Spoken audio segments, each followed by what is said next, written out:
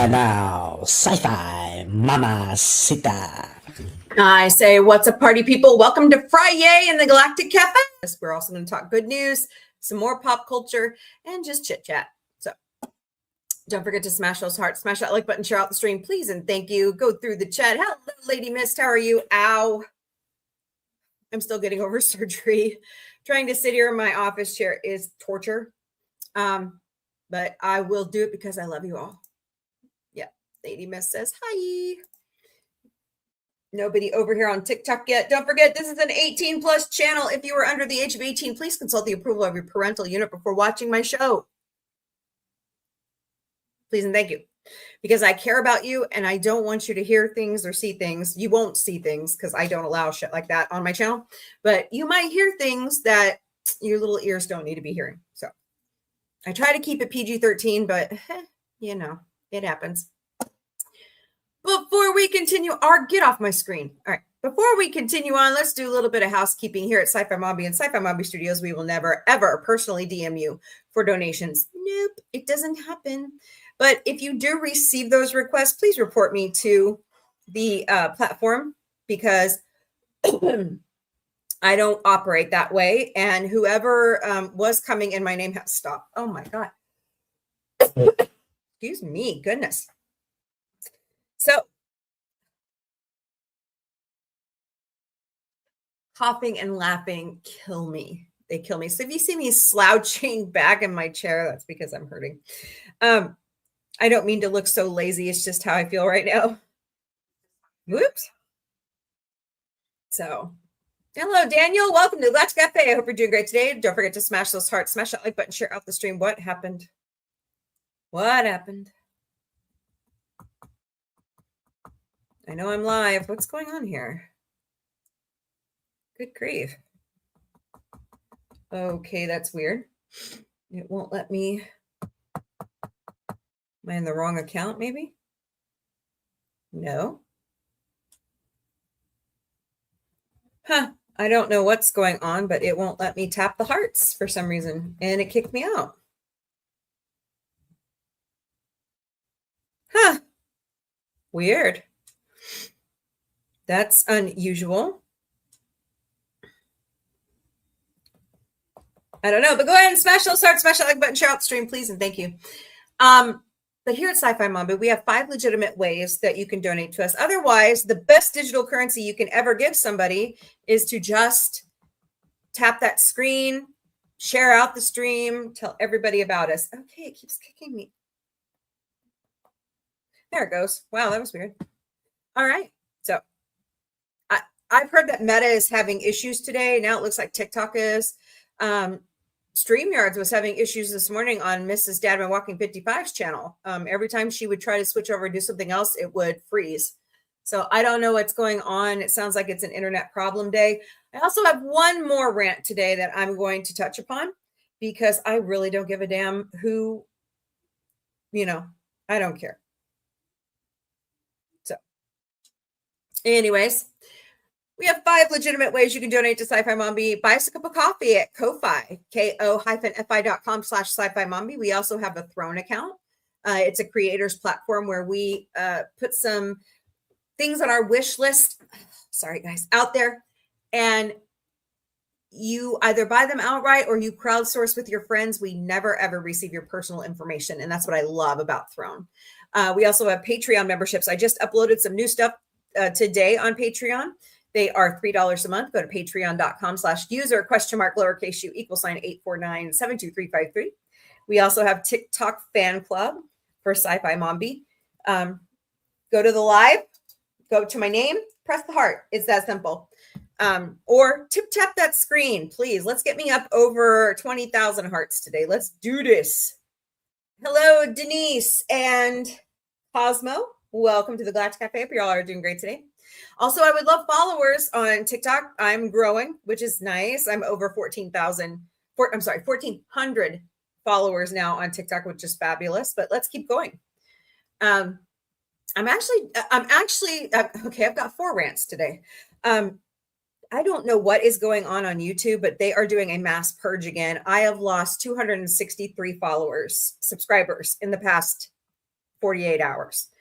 I don't know what the deal is, but it is frustrating as all get out, considering how hard I work to push this channel on YouTube. So if you were unsubscribed, I'm sorry. It was not my fault. It was YouTube. Please resubscribe to the channel. And you can also send us a donation on Venmo. Search us at @SciFiMombie. Or scan the QR codes right here if you're on the other platform. Sorry, TikTok, I can't put it up because they throw a fit. We're all over social media as well. We stream daily to Facebook, Instagram, X, YouTube, Twitch, LinkedIn, and TikTok. Please help us out with our Twitch.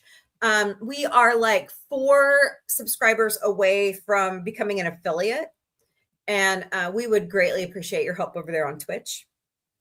We also have Patreon, Mastodon, Substack, Blue Sky, Threads, Discord, LinkedIn, Lemon8, IMDb Pro, Reddit, Pinterest, and Counter Social, the Snapchat, and WhatsApp.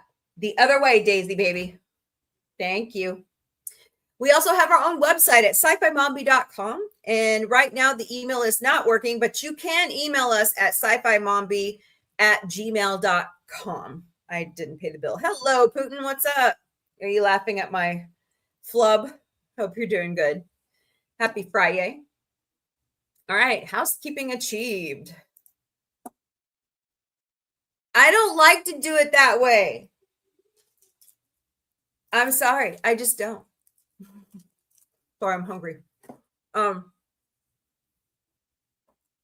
live in Missouri. I've had to see that my whole life. I really hate it. And I'm talking with my mouth full, which is wonderful. But hold on.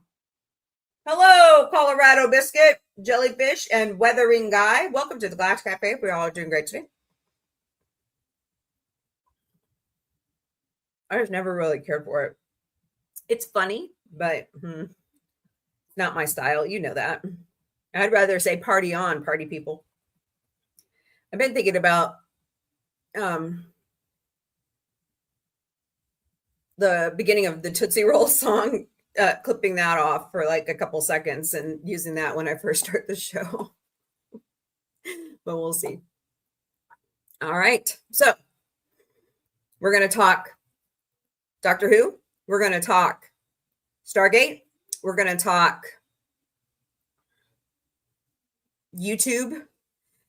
And right now, I'm going to have, hey, Papa Polak the Third, welcome. Stuff. Like my ringtone. Game, history in sports. Big disaster, someone's name. Stuff. History, someone's name. Something I don't know. Something I don't know. Okay. God, this sucks. I can't get comfortable today. Yeah, that's what the guy's screen name is over here on TikTok, Weathering Guy. So, all right. SpaceX is now a publicly traded company. Here's why I'm mad about that. I'm sorry, but if you have to cut corners to get your IPO out there where you don't have to follow the rules, don't buy the shares.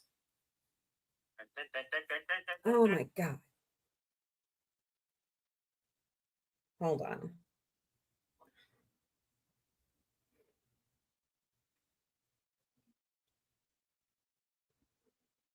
Okay. Got it now. That's baloney, Putin, because it just made Elon Musk a trillionaire.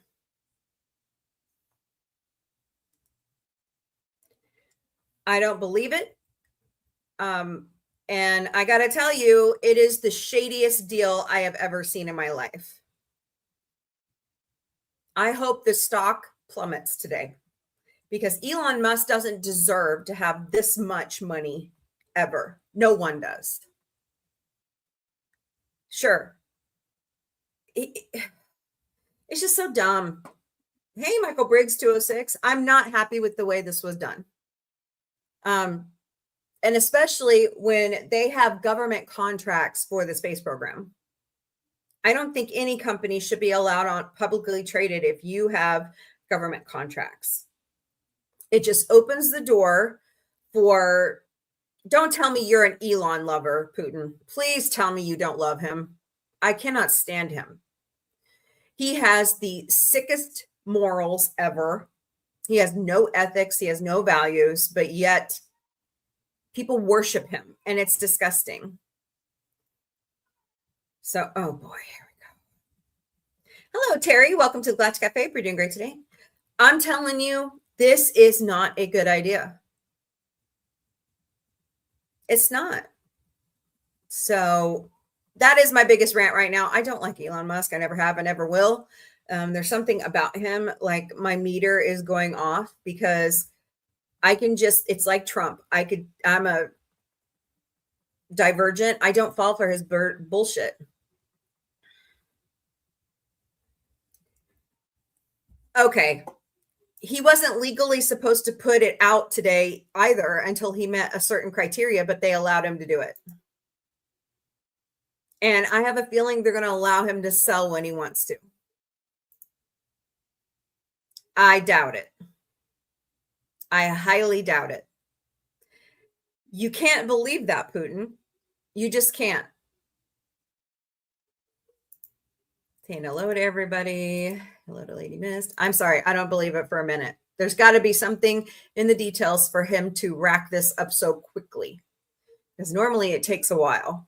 But he's just allowed to sail right on through. I don't believe it. Oh, boy. That is true. And that's why I said I hope it tanks. Because I don't see how SpaceX is making any money. Somebody tell me how they're making money. How can a company that it doesn't seem like it makes money get to go public? Doesn't make any sense to me. But anyways, hello, nobody's here. P100 and Juno, welcome to the Galactic Cafe. You guys are doing great today. Don't forget to smash those hearts, smash that like button, share out the stream, please, and thank you. I also have 10 You're Awesomes over here on TikTok. Can you guys help me out with those? That would be so awesome if you could help me with that today. No hardline. I don't want your help. Goodbye. Hey, Regina, how are you? Over on Instagram. Why do I have to do this every damn day?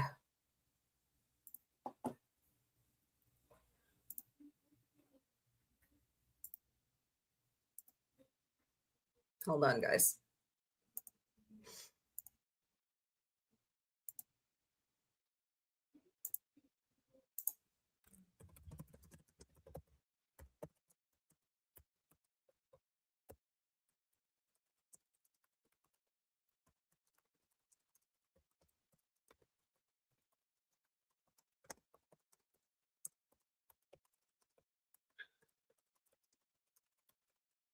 Okay. Blocked. All right. There we go. But all I'm saying is it's not a good idea. What's anthropic?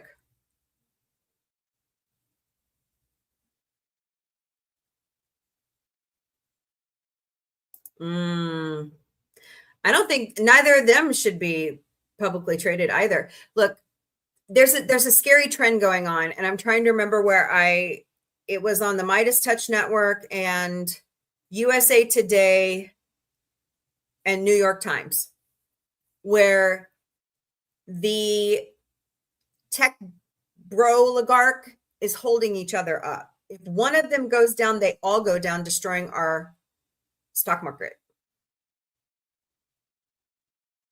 So just be careful. Be careful investing in them because you're not going to get your money back. Because if one of these failed data centers falls through, everybody is in trouble. And do you know how many data centers? Guys, think about what the data centers are for. It's not for the internet and all the AI we, as the consumers, are using. It's to watch us and surveil us. Palantir is the biggest offender. So, and in neighborhoods where these data centers are, it disrupts the neighborhood flow. It's disrupting the water. It's polluting the water. it's putting off so much greenhouse gas. They had to bring in an infrared camera to show you how much it's causing problems. So just educate yourself on what's going on, because these data centers are not good. It's not a good thing. I've had, what's that? What's Navita? Invita? Is that a tech whatever? Marvel, like comics? I don't know all the tech firms, because they're all loaning money to each other in a chain. It's called the tech bubble. And when it pops, we're all in trouble. Just like what happened, during the internet crash. Remember when AOL and everybody came out with the internet and everybody was propping each other up, and then the crash happened? So, yeah. Yeah. Any one of these companies goes under, they all go under together.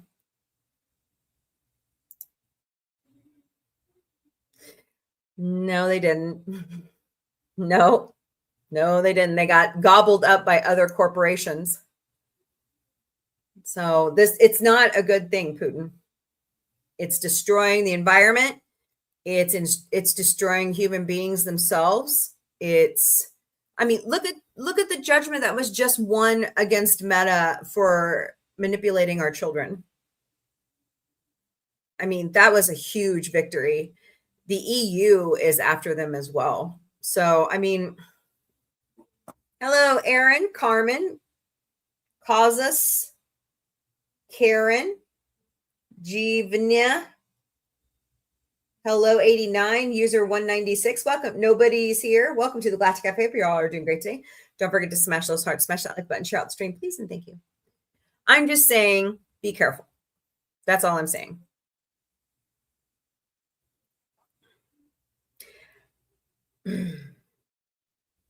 That's highly debatable too, considering the young man that unalived himself after AI told him to.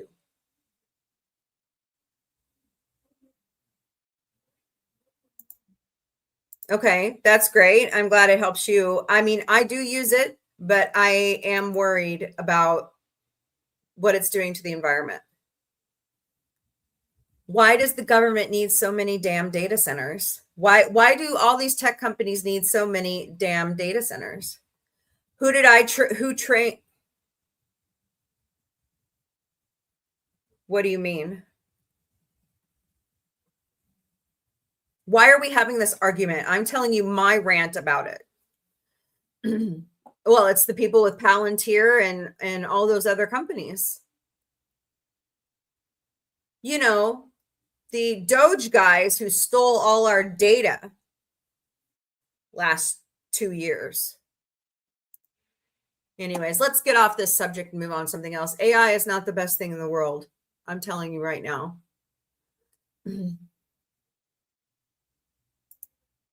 All I'm going to say is Skynet is aware.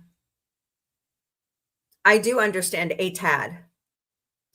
I'm not an idiot, Putin. But anyways, let's move on to Doctor Who. It's done for now. Russell T Davies has left the series, the show, and is not turning around and looking back. The Christmas... Of course, Donald Trump doesn't understand. He's stupid. Right, anyways. Russell T Davies has left the show as the showrunner. The Christmas special is canceled. The next season is canceled, and it's indefinite. They have no plans to regenerate Doctor Who back. And Billy, what is her last name? She was supposed to become the new Doctor, and they have just stopped everything. They did a lot of production already, and they told him to quit. So no Christmas special, no next season. A lot of people are mad because it was supposed to go to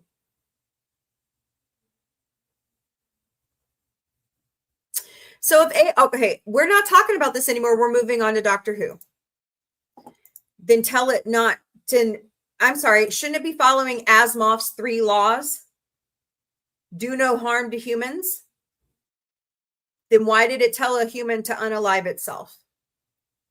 Themselves. Nobody's training it with YouTube garbage. Okay, moving on. I am highly disappointed with the BBC. I think them trying to make a deal with the Ellisons on AMC is ridiculous. And making it only AMC Plus, people aren't going to want to go for that.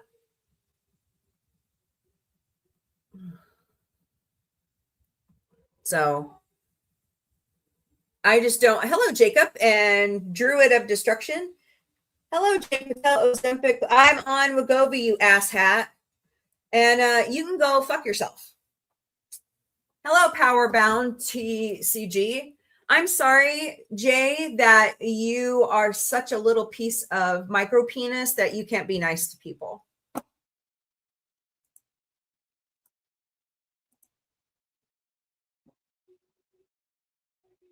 God, these people. Yeah, go to the gym. Hey, Power Ranger Donnie, how are you? Hope you're doing great today. Happy FriYAY. Yes, happy second day of the FIFA World Cup.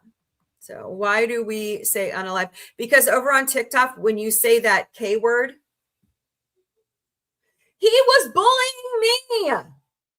Did your bot pick up on that? Wow.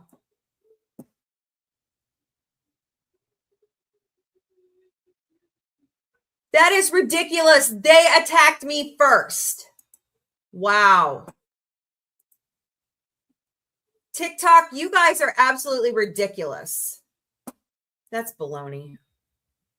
Hello, Kathleen and Sunny. Welcome to the Galactic Cafe. You all are doing great today. Wow. Because if you say that K word on TikTok, they automatically do that crap like they just did when that guy attacked me first. So, no, it's not YouTube. It's TikTok. Putin. Yeah. Yeah, you also have to be careful on YouTube because they flag for those words also.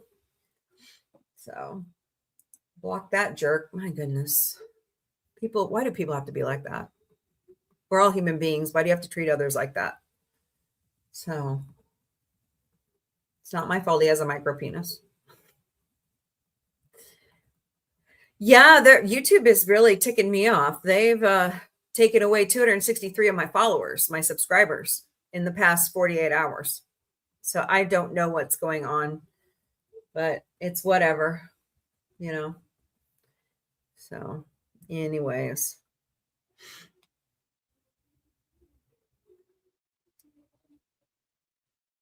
Okay, well, they're not letting me repost anything now. Well, they let me do that. Interesting. Oh boy, Autumn, the producer's upset. Oh, my heart breaks for her. I'll have to tell you all privately what's going on, but if you'll DM me.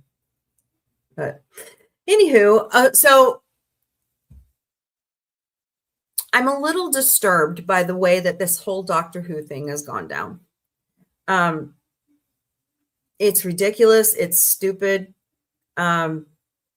It's not that was a waste of production money. If they weren't going to renew it, they could have at least put that money in a coffer somewhere and let it draw interest. You know? I just don't get it.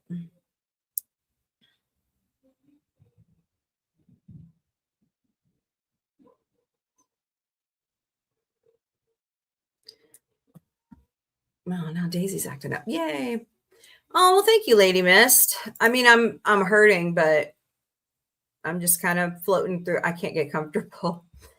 So, but thank you. I just don't. This is let's see. Doctor Who started in 1963. We're talking a 60-year-old franchise This is the most juvenile, ridiculous thing they could have done to Doctor Who. I mean, we've been through a Doctor Who drop before, right? But what's going on here is something weird. And I think we should start flooding the internet about this whole debacle. So I don't know. I don't know what to think anymore. It's like my other rant today is Stargate. Amazon, you've made a huge mistake and you need to go ahead and do Stargate. But it looks like from what I'm seeing out of some people's channels that Stargate might be moving to Netflix. Netflix has a huge interest in moving it forward. Putin says, I stopped watching Doctor Who when Lady Doctor went to India and they...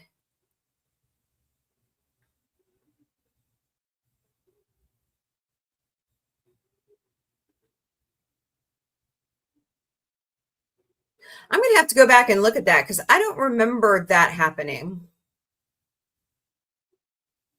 By the way, be careful saying phrases like that here. Okay, I'll go back and watch it, but I don't remember that happening. So that's just weird. But anyways, a lot of people didn't like when the show restarted. They didn't like Peter Capaldi. They didn't like Matt Smith. They didn't like Jodie Whittaker. They didn't like Chudi Gatwa. They don't like this. They don't like that. Well, I hate to tell you, but not all entertainment is going to be made for you. I mean, are we that type of society now where we have to have everything personally made for us? So I just, you don't, okay, I'll use an example. New Trek. I don't like everything they bring forward. Okay, I don't. But will I watch it? Sure. Because I've already seen everything else, right? Her name is Jodie Whittaker. She has a name. Please use it. And who cares if she's a lady doctor? I don't understand why that's a problem. Are we that misogynistic, sexist in our culture that we don't want women involved in Doctor Who? Oh, that's right. They're only good for being a companion. Well, the actor's name is Jodie Whittaker. That's Peter Capaldi. You know, a lot of people were upset when John Hurd became the War Doctor. So that's just my question to everybody is why the hell do we think that it always has to be in tune to what we want? It just doesn't work that way. Yeah. Who was the previous doctor before? Are you talking Matt Smith or are you talking David Tennant? I just don't get it. I like David Tennant. I think he's awesome. And it's T-A, isn't it? T-A-N-N-E-T-T. He's gone on. Boy, this really catapulted his career. You haven't watched Doctor Who for years, yeah. But I mean, it's a big brouhaha. It's made a lot of people upset. So, oops. Let's see here. Oh God, now what? Hold on one second.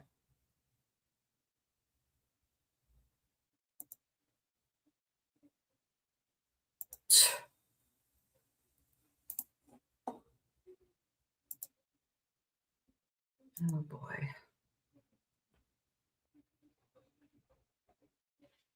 Let's see. Trying to find there it is.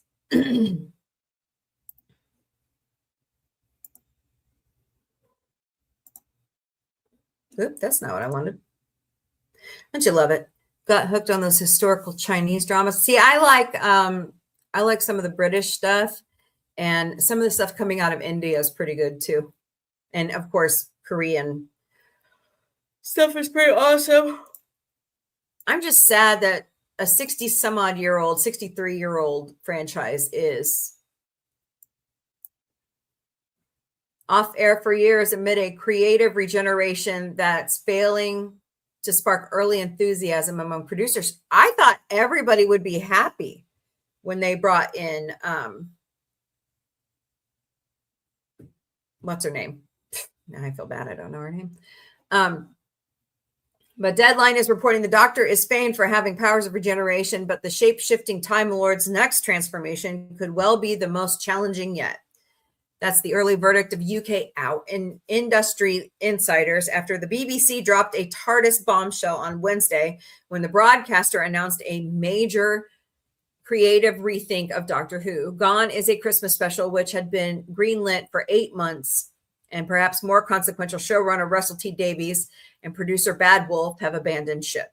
Two insiders said it was a mutual parting of the ways after all sides realized that Doctor Who required a level of surgery that could not be masked by the sticking plaster of a festive episode. This creative surgery is expected to take years, potentially keeping the show off the air till 2028.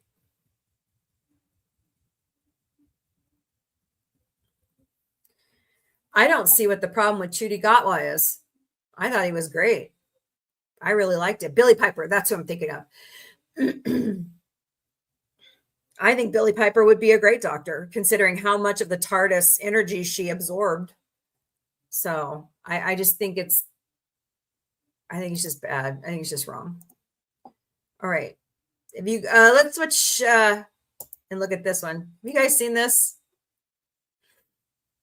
There is actual people dressing up like the Family Guy and doing live action Chicken and Peter fights in public. This is not AI generated, it's real. So just crazy. Here's something pretty awesome. A storm chaser caught this footage yesterday of of a tornado forming out over Kansas. Run, Toto, run. It was a busy day yesterday. I know a couple cities in Illinois were hit very hard. And one tornado was on the ground for a long time. It was a huge tornado. So craziness. Okay. Where is all the stuff I saved?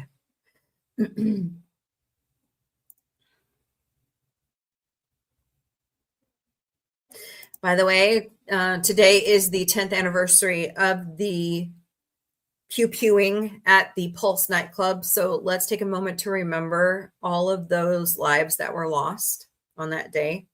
Just really sad. Well, if you're looking forward to Only Murders in the Building for season 6, expect to see Jerry Holloway there. Jerry Holloway Homer, Martin Freeman, Jamie Demetriou, Anja Vashan, Jane Horrocks, Derek Jacobi, and Leslie Nicole have joined the season 6 cast for Only Murders in the Building. No release date yet. So, all right. Logic signatures to become a director through the director was giving an interview to Keiko Media. Me and Seth are getting lit, and we're talking about everything. We're talking about 90s cinema. We're talking about fucking soda. Hello, Rocky Broad, user 173. Sandra, welcome to the Galactic Cafe. Hope you all are doing great today. Arabia and fucking Ben-Hur and Citizen Kane and Orson Welles. Tell me in the chat what y'all think about what's going on with Doctor Who or with Stargate. I know about all that, kid. And I'm like, I love it. This is what I do. You know what I mean? Like, I love it so much. And he's like, well, have you wanted to act? Have you ever wanted to, make films and shit like this? And this is the night when I was like it began. And I told him my story of how I'm sitting on scripts and I tried to make it, but every corner in Hollywood is followed by no or hurry up and wait. And he was like, well, fuck that shit. How much do you got? I said, X amount. And he goes, well, then take a couple, however many millions it's going to cost and go make a movie. All right. It's J.J. Abrams, Seth MacFarlane, and Kevin Smith. And all three of those are my signatures. Interesting, huh? I needed 3 signatures to be. I thought that was interesting. Your work makes you happy. Like creating makes you happy. Putting something out. Of course, Seth had to chime in. Born storytellers, and when you get to make that your career, it's the greatest thing in the world. But getting there is the hard part. I've been trying to make this my career for 4 years, and I just can't get anywhere. For all of the evils that social media is responsible for, when you read something online and somebody's been affected in a certain way by a story that you've told through song or through narrative, or through animation. The same sorry, thing Seth. that lets you create the thing that elicits that kind of reaction causes you to have these moments of just horrible anxiety. So what makes me happier is the same thing that makes you happy, is those moments of communication between you and somebody in a very distant place.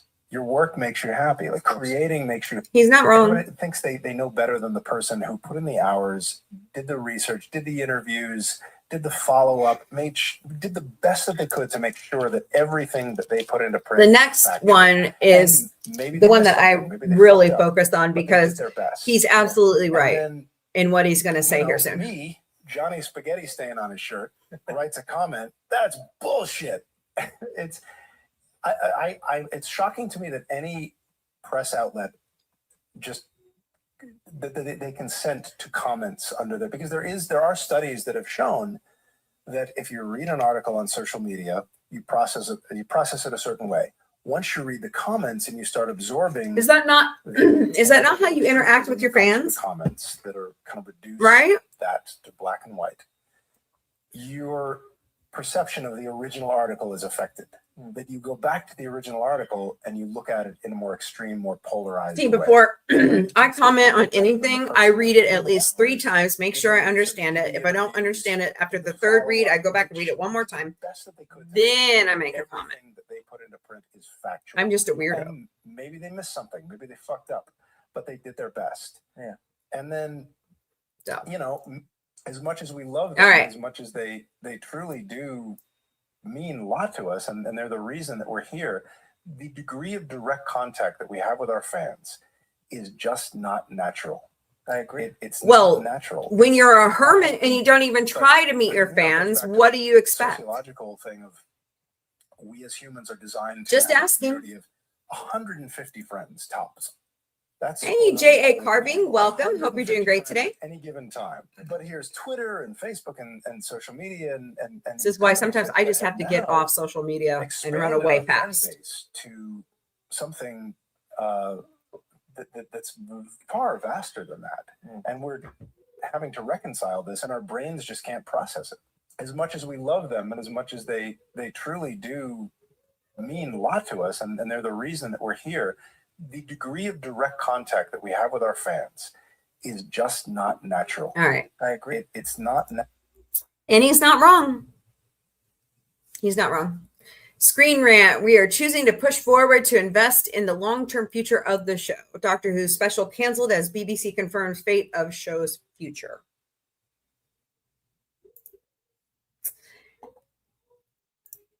Hey guys, I'll be right back. Okay.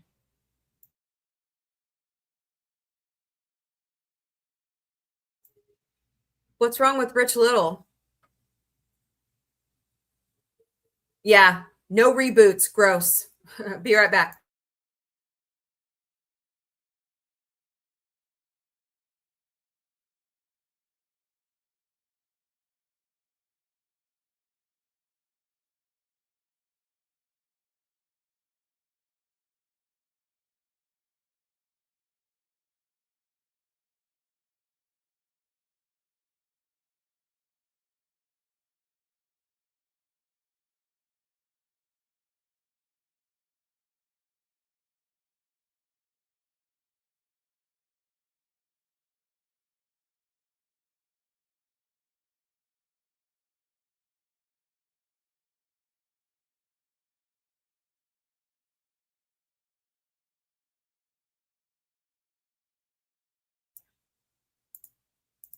All right. Back. Hurting. Back. Hi, Dottie. I see you. What are you doing, Dot Dot? I'm gonna have to lean back, lean back. Well, I know you don't like Seth, but he is one of my favorites, so get over it. I shall see Disclosure Day when it hits streaming. Yep, Donnie, I know you do that. Oh boy, there goes Daisy. If it's not on, I'm crying, it's Daisy. Steven Spielberg says aliens have been here and are here while discussing new UFO. I know, I'm one of them. I'm kidding. I kid. Disclosure Day director Steven Spielberg has spent nearly 50 years thinking about extraterrestrials. And it turns out the Oscar winner is convinced we're not alone. I'm convinced we're not alone. So, you know, it is what it is, right? I may have to call my doctor. This is not cool. He says he hasn't seen a UFO yet. This is Entertainment Weekly. And he's a little upset by that because of all the people who haven't seen UFOs. I'm the guy that made UFO movies like John Ford made Westerns. And yet I haven't seen one for myself. Well, it'll happen one day. Oh boy. Pop Culture is reporting that the guest list for The Housemaid's Secret, which is the spin-off sequel to Housemaid, not a bad movie. Not a bad movie. I like it. Is in the works. Paul Anthony Kelly, who broke out in Love Story, John F. Kennedy Jr. and Carolyn Bessette, has officially joined the cast of Housemaid's Secret as Douglas. The upcoming film is the sequel to the hit 2025 psychological thriller, The Housemaid, based on Freda McFadden's best-selling novel. Sydney Sweeney and Amanda Seyfried are set to return for the next chapter, while Kirsten Dunst joins the franchise as a newcomer. Kelly will be sharing the screen with an A-list cast in one of the most anticipated thriller releases on the horizon. The Housemaid's Secret follows Millie as she begins a new life with her husband, only to find herself pulled into another web of secrets, suspicious neighbors, and unsettling mysteries that threaten to unravel everything. Expect this to arrive in theaters December 2027. I highly recommend you go see The Housemaid. It's really good.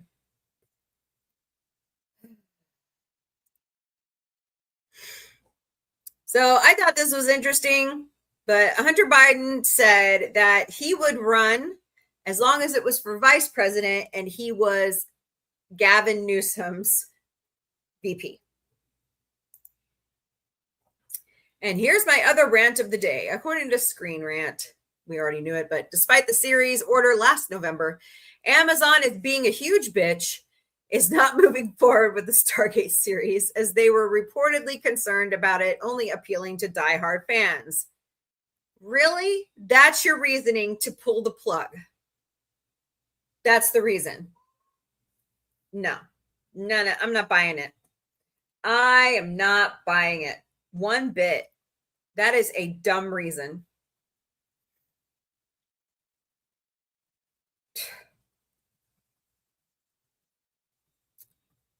I love Stargate, but I had never seen the shows until a couple years ago, and I have refound my love of Stargate. And Battlestar Galactica is celebrating 50 years in 2 years. So, I mean, Amazon is hurting themselves. Hello, BK365. Welcome to the Galactic Cafe. You're doing great, team. Don't forget to smash those hearts, smash that like button, share out the stream, please, and thank you. I mean, I'm absolutely irritated by Amazon, and I think we should flood social media to get this show made. So here's the hashtags we should use. Stargate, Amazon MGM Studios, Save the Gate, Save Stargate, and there was one more I saw today. What was it? Darn it. I forgot to write it down. But get out there. Let's do our part. Let's get this show made. Disney and Pixar introduced the Cat Mafia in first Gateau trailer. The truth, that things are gonna get pretty pretty. I thought that was Slinky there for a second. Please, Rocco, it was wasn't me. Start yapping. Where?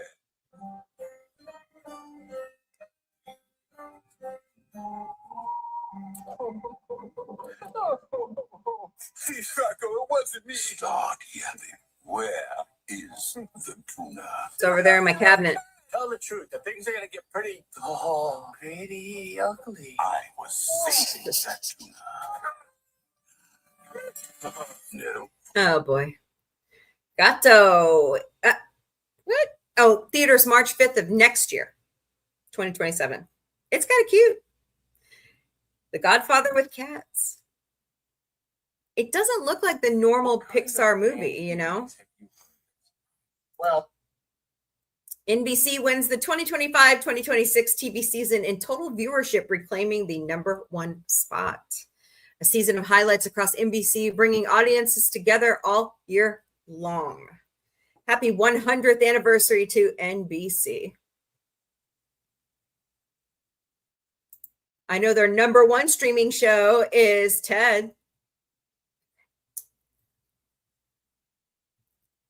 Gold Derby. Steven Spielberg's Disclosure Day hits theaters. Previously nominated Emily Blunt is the cast member with the highest odds at the 2027 Oscars for her work on the film. So I love how they bet on everything now. Hello, SLT violated ELF. Interesting. Welcome to the Galactic Cafe. We're doing great today. Oh my God, I'm not happy about this. I could care less. But if you are into the Property Brothers, Jonathan Scott is in talks with the Ellisons to head a daytime TV talk show on CBS. I say leave the game shows where they are. That's what I say.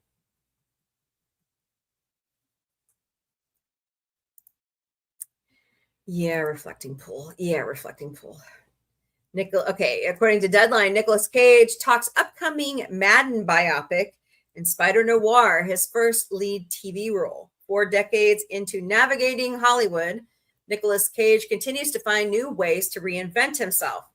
A longtime comic book enthusiast, Cage is no stranger to the superhero world, from Tim Burton's famously shelved Superman Lives to leading the Ghost Rider franchise and crusading as a vigilante in Kick-Ass. Now, Cage takes on his first leading television role in Prime Video's Spider Noir, which is absolutely fantastic in black and white or color, but I highly recommend you watch it in color. I mean, black and white first.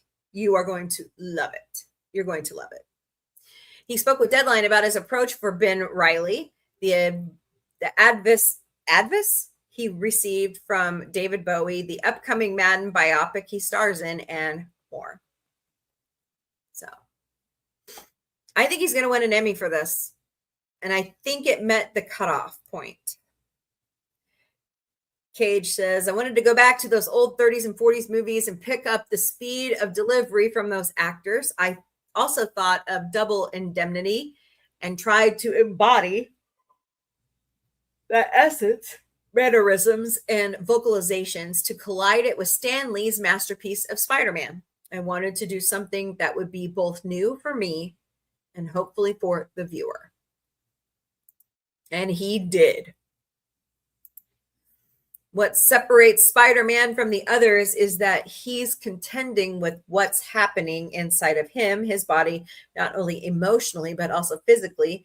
The arachnid DNA is making him move in a different way, and he's trying to be more human. So all those little levers were very rich for me to perform. And he did a great job. Hello, Brian S. Welcome to the Galactic Cafe. We're doing great today. I think his mannerisms were really good. There was one where he was like beat to a pulp, and when they laid him down on the bed, he like curled up like a spider would if they were dying. And it's like, oh, the guy goes, do we need to get him a doctor? That is pretty funny. Cage says, when I met David Bowie, I asked him, how do you do it? How do you keep reinventing yourself? All these different characters, Ziggy Stardust, etc. And he just said, I never got comfortable with anything I was doing. And that meant something to me. That meant he was taking chances and they were risky. David Bowie was a really good reinventing agent, you know. So I was talking like an old world film noir actor for a long time, and then suddenly David O. Russell is inviting me to play this famous football coach who was also a TV personality who had a very specific way of talking. But when we rehearsed, David tried to help me find the voice. So I figured that maybe we just make a cocktail of John Madden sounds with a little of this and that, and we'll reintroduce something of my version of his voice. Oh boy, that's going to be interesting. He looks like Madden. I wonder if that's a padded suit. Read the full story at deadline.com. According to Collider, Arnold Schwarzenegger is ready to return as Conan the Barbarian. After 40 years, Conan is riding into battle one last time. A new report says Arnold Schwarzenegger is officially set to return as the legendary warrior in King Conan, a long-awaited sequel that spent decades trapped in development hell.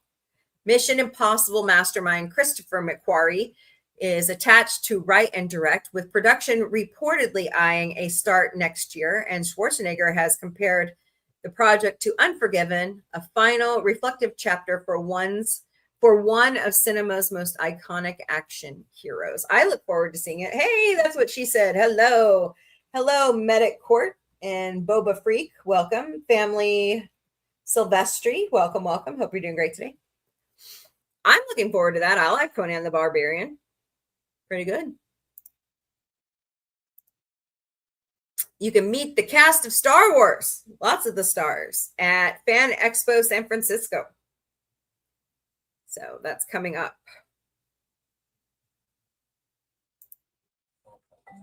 This is adorable. You guys know I have to show off cuteness.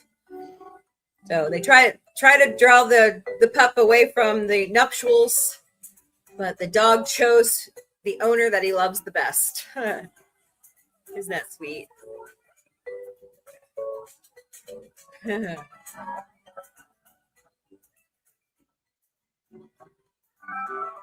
That's so cute. Adorable. Ariana Grande is slamming the Trump regime. White House. Hello, Father Man. Lisa Druckenmiller. Venny Bird. Welcome to the Galactic Cafe. What are you doing, Boots? Ariana Grande slams Trump for using her song to promote ICE deportations. She says it's barbaric, inhumane, and heinous nonsense. And she's right. They took her 2024 song Bye and have put it to their propaganda. So she is suing the White House. I would too. That's ridiculous. That's not what the song was made for. If you're a fan of 28 years later, The Bone Temple 2 will start filming in 2027. The director revealed that filming is expected to begin next year and praised Alex Garland's script, calling it wonderful. Fascinating. Oh, this is going to make some people upset.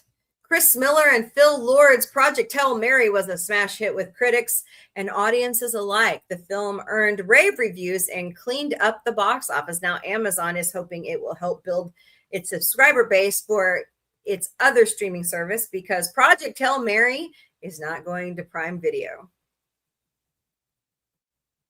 Instead, Project Hail Mary is heading exclusively to stream on MGM Plus.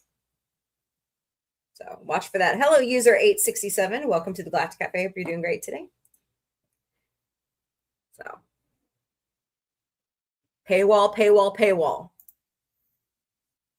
Tim Allen told Jimmy Kimmel last night and also told E! News that Tool Time is not coming anytime soon. In an interview with Us Weekly, Tim Allen revealed that any possible revival of the 90s sitcom Home Improvement is paused indefinitely. They keep talking about how it could move forward, but they get stuck because there are some personality problems right now with the boys, Allen said. They've got their own issues. Allen added that he always thought it would be cool if it was a story about them. That's a little challenging right now, to put it mildly. That's because the oldest son is in prison for domestic violence. So They could always do it without him, like they've done on the Connors. The youngest Connor was never talked about. You know, the child that Roseanne had at the end of the show. Yeah. So, I mean, they could do it without the kid, right? That's up to them. So, Lord have mercy. Save me. Why don't you save me? Sorry, guys, taking some pain meds. Hold on. Give me a break. I lined it up perfectly. Man, hey, Krampus and Anissa. Welcome to the Galactic Cafe. You're doing great today. Sorry, guys. I was hoping to last more than an hour. We'll see. As much as I would like to see a revival of Home Improvement, I think Tim Allen is right. It has to be at the right time. And the oldest son, the actor who plays the oldest son has got to get his shit together. I guess he wasn't taught any different at home, which is sad. Tom Holland reveals that he keeps saying no to Saturday Night Live because it would cause him a mental block and the fast pacing overwhelms him. I can see that. That's a hard thing to be a part of, you know, unless you just enjoy that kind of improv type stuff. So that's why you do not see Tom Holland on Saturday Night Live when a new Spider-Man movie comes out. So it happened again. Another This is terrible. In New York City, caught on camera and in front of horrified bystanders. This innocent horse collapsed and died after he was worked to death in the summer heat. Dennis spent 10 years working in the city, and his final moments were spent gasping for air. This is on the terrible. concrete. This isn't romantic, and it's not an adventure. It's cruel. They're being it's so killing mean animals. to the horses How that many draw the more? carriages in Central Park. Riders' law, which would end the use of horse-drawn carriages in New York City, has been reintroduced. And it should and be. It would protect horses like Dennis from a similar fate. No. Spread the word. We need your voice to help stop this. It's just awful. All right. If you're a Hacks fan like me, here's some great bloopers. I'll drop the lawsuit. No! Why would you even be honest with me? I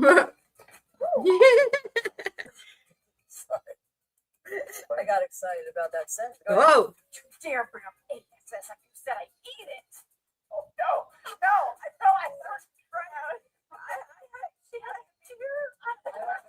Bring up ASS after you said I eat it.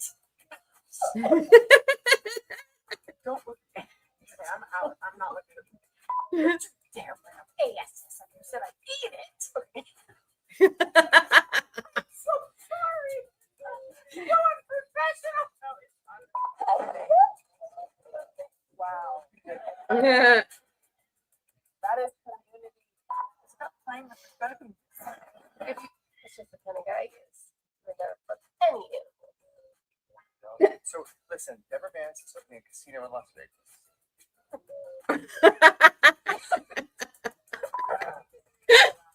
These two go to awards ceremonies and they do the silliest things on the red carpet. It's so great. They just crack me up so much. The letter 9, you know, from this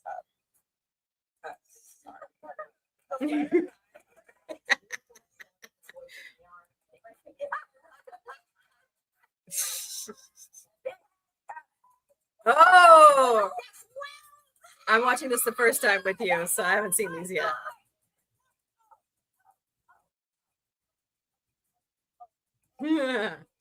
Hello, secular human.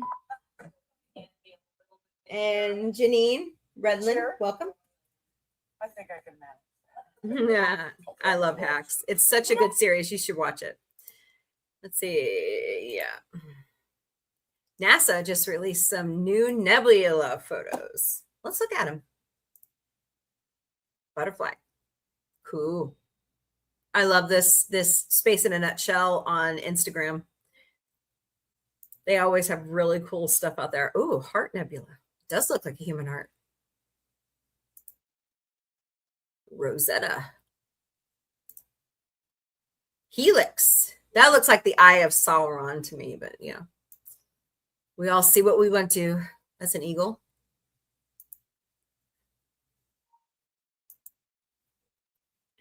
That does look like an ant. Dead ant. Dead ant. Horse head. All right.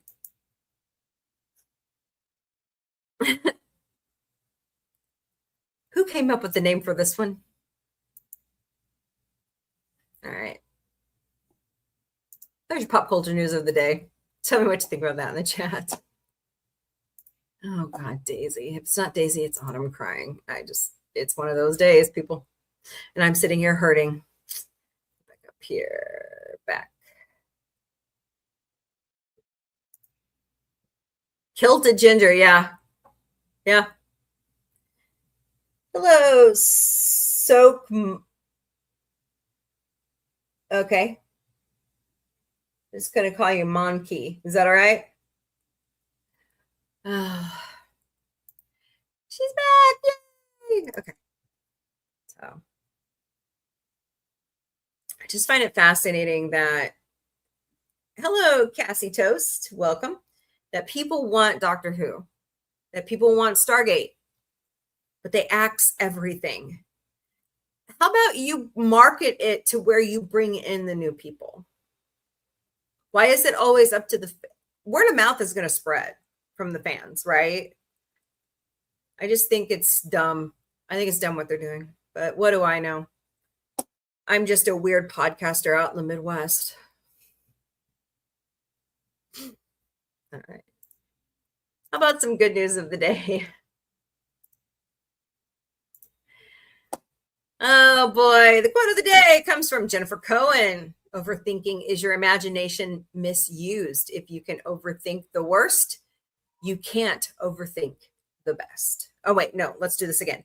Overthinking is your imagination misused. If you can overthink the worst, why can't you overthink the best? I agree. I agree. France salutes America flying over the Statue of Liberty, launching the month's worth of celebration for the 250 years of friendship. C'est si bon. The skies over New York City turned red, white, and blue on Tuesday as France launched Mission #Liberté250 to celebrate America's 250th anniversary and to honor the enduring alliance between sister nations. The flyover by the French Air Force's precision acrobatics team, the Patrol, I'm going to try to say it. I took 2 years of French. I should be able to do this.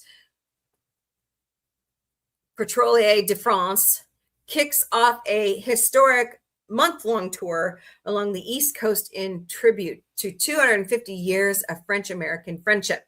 The social media page of the Embassy of France in New York shared video and photos on Facebook, thrilling anyone who missed the spectacle from the river's banks of the Hudson.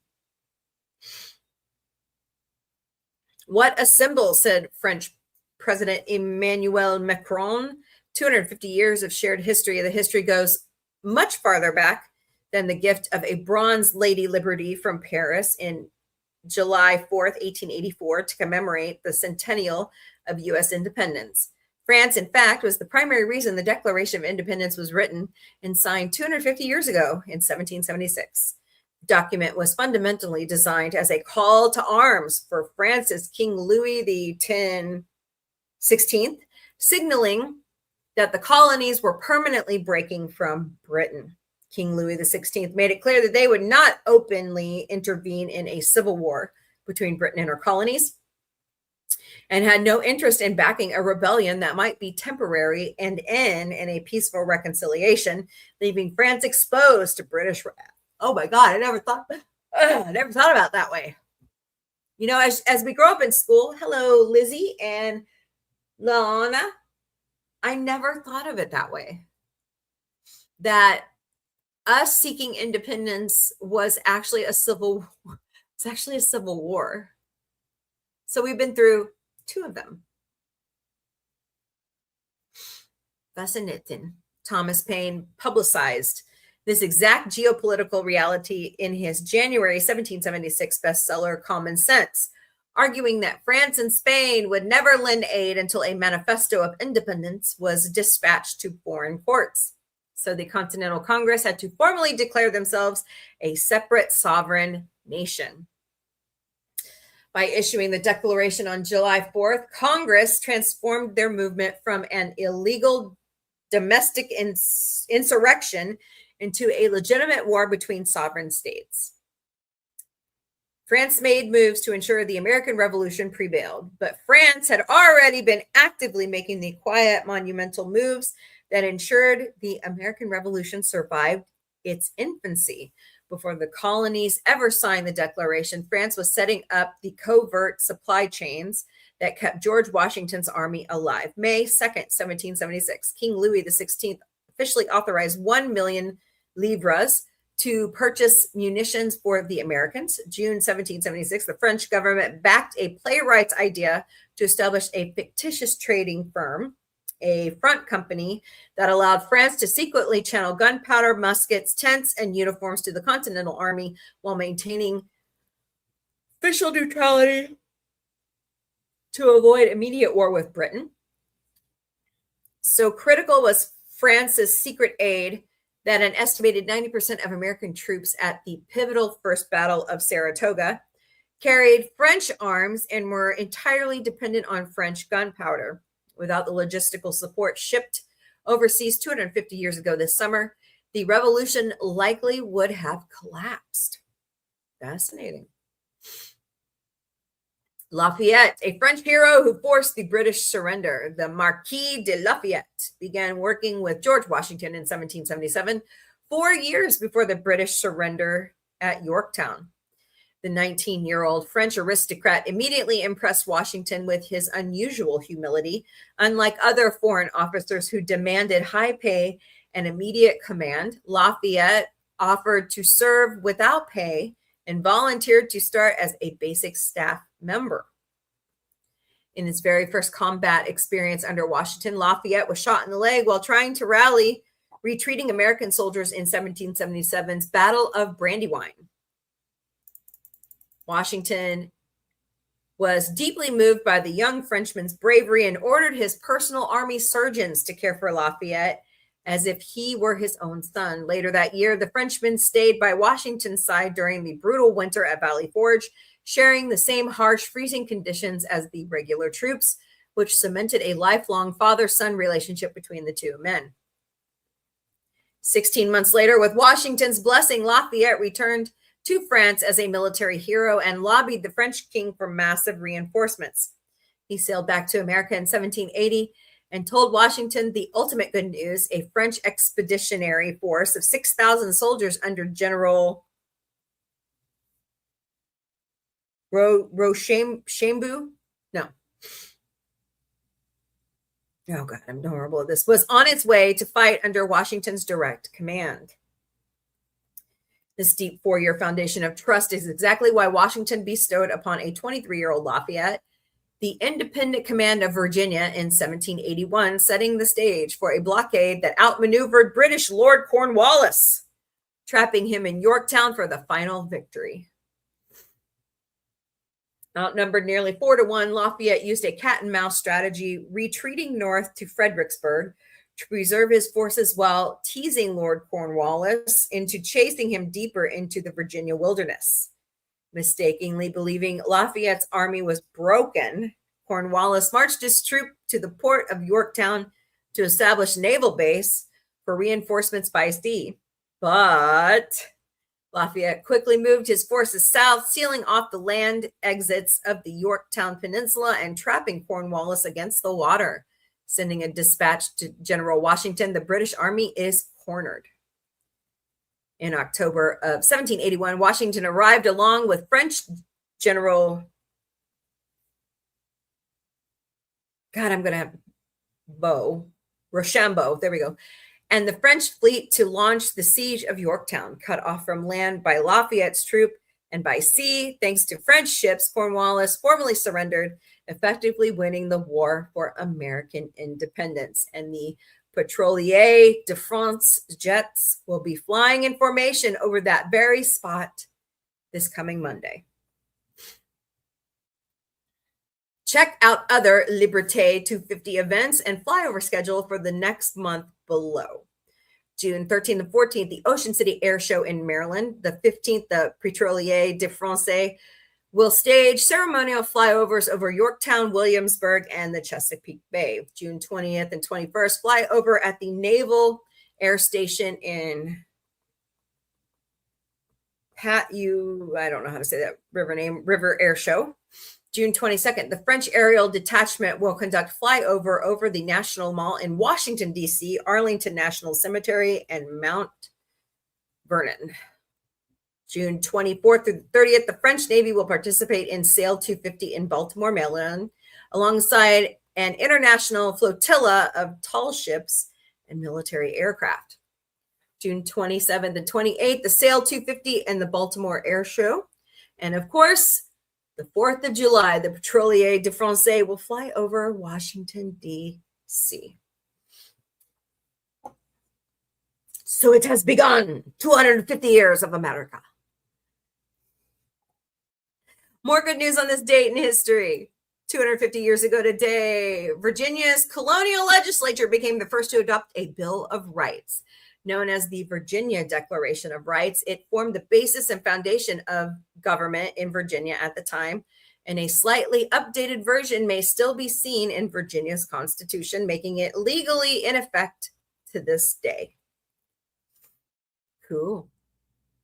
10 articles were drafted by George Mason, 3 by an unknown author.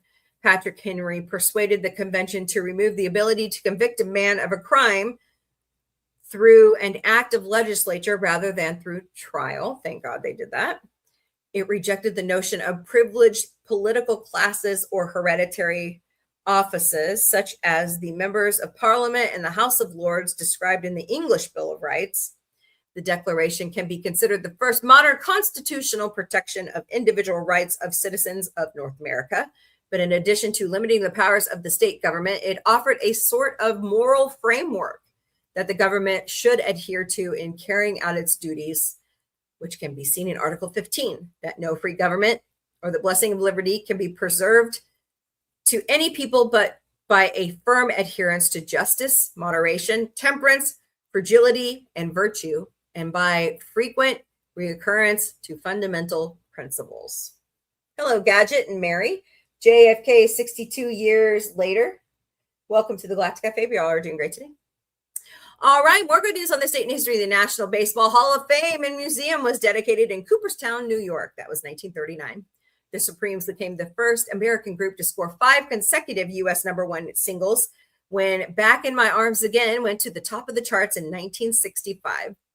The U.S. Supreme Court voted unanimously that state laws banning interracial marriage were unconstitutional, a seminal moment for civil rights in more than a dozen states, and for the couple Richard and Mildred Loving, who filed the lawsuit against Virginia, 1967. The first Indiana Jones film, Raiders of the Lost Ark, one of the most popular movies ever made, directed by Steven Spielberg and produced by George Lucas, premiered in 1981. In New York City's Central Park, 750,000 people rallied against nuclear weapons with Jackson Browne, James Taylor, Bruce Springsteen, and Linda Ronstadt, 1982. And I think we should do it again. Moving on. Ronald Reagan challenged Mikhail Gorbachev to tear down that Berlin Wall, 1987. Do you guys remember that? I remember that. That was a very interesting year as they were moving towards reuniting Germany. Hello, Gadget. Welcome. Very interesting. Queen Elizabeth reopened the Globe Theatre in London, 1997. The Philippines, on its Independence Day, celebrated its centennial year of independence from Spain, 1998. Today is Record Store Day, first held in 2008 by independent record store owners as a way to celebrate and spread word about the unique culture spinning every day in 1,400 vinyl shops in the United States and thousands worldwide on 6 continents. Revving up sales and celebrations with in-store events, the staff, customers, and artists are coming together with more than 100 special vinyl and CD releases being dropped exclusively on this day. Cool. When GNN first reported on Record Store Day, the official Record Store Day ambassador is Fred Armisen. If you don't know Fred Armisen, and you're silly. Comedian, producer, drummer, who will also release a new LP today. Awesome. Past ambassadors have included Josh Homme, Ozzy Osbourne, Iggy Pop, Jack White, Chuck D, Dave Grohl, they put Chuck D twice, St. Vincent, and Pearl Jam. Metallica wore the ambassador's sash too, and they spent hours at Rasputin Music in San Francisco meeting their fans. This year, among other goodies exclusively created for the day, Crosley Radio has teamed up with Apple Corp Limited to release a Beatles Yellow Submarine turntable. Just 1,500 turntables available at stores, priced at $159.95. Here is what the turntable looks like. We all live in a yellow submarine. That is so cool. That's nice. I don't know if it's worth $160, but I mean, hey, why not? Hundreds of artists will be flocking to record stores today and again on July 17th for performances, signings, and meet and greets. And the needle will drop on new releases across all genres, with 60% of them coming from indie labels. See a complete list of Record Store Day releases in alphabetical order, including rock bands like AC/DC, Bob Dylan, Beastie Boys, and Cold War Kids here. If you're busy today, they are holding a second Record Store Day to help shore up money lost during the pandemic. What? I guess they're doing another one on July 17th. Happy 52nd birthday to Hideki Matsui, aka Godzilla. The DH and outfielder was one of the best Japanese visitors to these shores who ever played in the major leagues. He enjoyed a 7-year career with the New York Yankees, during which he won the World Series in 2009 and was named MVP. Playing his first 10 years with the Yomiuri Giants in Nippon Professional Baseball, Americans were treated to this outstanding player for a tragically short period. In 10 seasons, he hit a career 175 home runs, 760 RBIs, batting an average of .280. Not bad. Along with tremendous power and clutch performances in big games, Matsui boasted a playing streak of 519 consecutive games, a streak which included an incident whereby Matsui fractured his wrist at the start of the game, but had played the minimum time required by MLB rules to count as a game played. Ouch. He had surgery and returned the next day against the Tampa Bay Devil Rays, had an RBI single in his first at-bat back, what the hell, and proceeded to go 4 for 4 with a walk and scored twice. That was 1974. Wow. Dude, how did you play with a broken wrist? Hello, Flo, Kimberly, and John. Welcome to the Galactic Cafe. You're doing great today. Damn. Ow. 374 years ago today, Gian Lorenzo Bernini finished La Fontana de Quattro Fiumi, or the Fountain of Four Rivers, in the Piazza Navona in Rome. It depicts 4 representational rivers, the Danube, the Rio de la Plata, the Nile, and the Ganges, to celebrate river entity. Is that how you say that? According to a report from that time, an event was organized to draw people to the Piazza Navona. Beforehand, wooden scaffolding overlaid with curtains had hidden the fountain. Once the public had been summoned to the piazza, the report notes the citizens of the city were overwhelmed by the massive fountain, mentioning enraptured souls of the population. The fountain, which gushes out a wealth of silvery treasures, causes no little wonder in the onlookers. That is a beautiful fountain.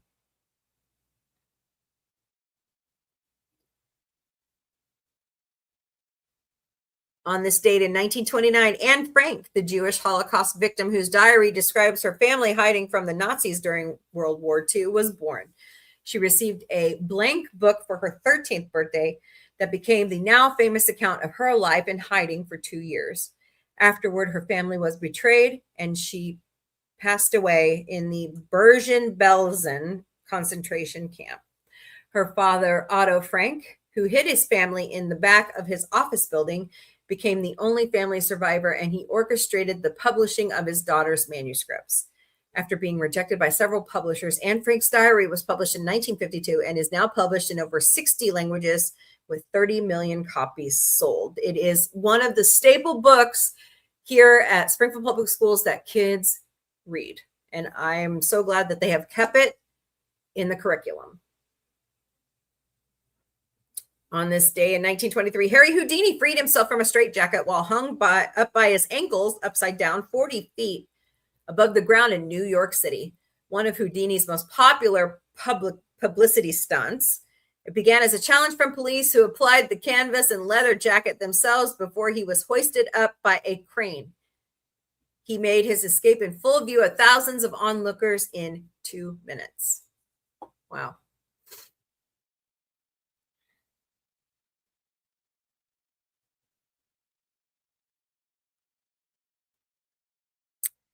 "16 years ago today, a rookie baseball player, Daniel Nava, came to the plate on national television and hit the first pitch he ever saw in a major league game for a grand slam, and was only the second player ever to do so.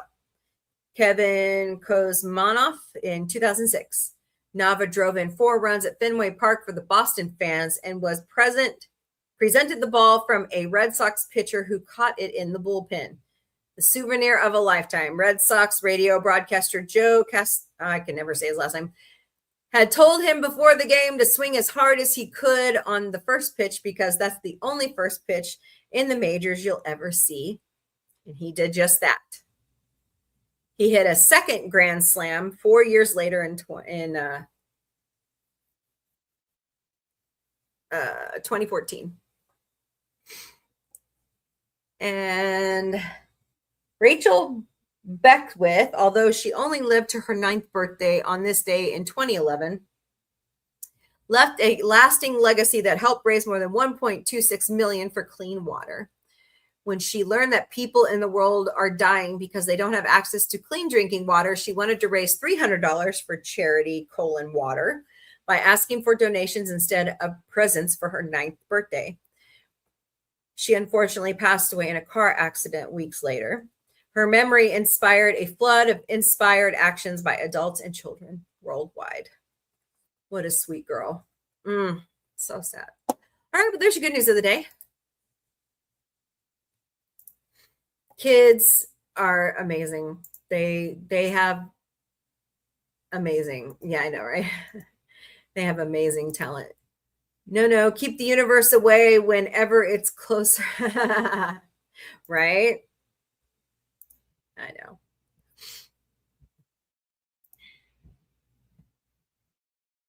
Let's see. Kilted Ginger. Yeah, I know that guy had on a pretty interesting kilt. So, hey, Kipturians, welcome. Hope you're doing great today. Hello, everybody else that has joined. I'm watching a movie called Creighton, take place in Norway. Okay. Oh boy, here comes Daisy. Daisy, hush. No. Oh boy, poor cat. About a giant squid. Okay. Hello, DMR10. Welcome. Let's see here.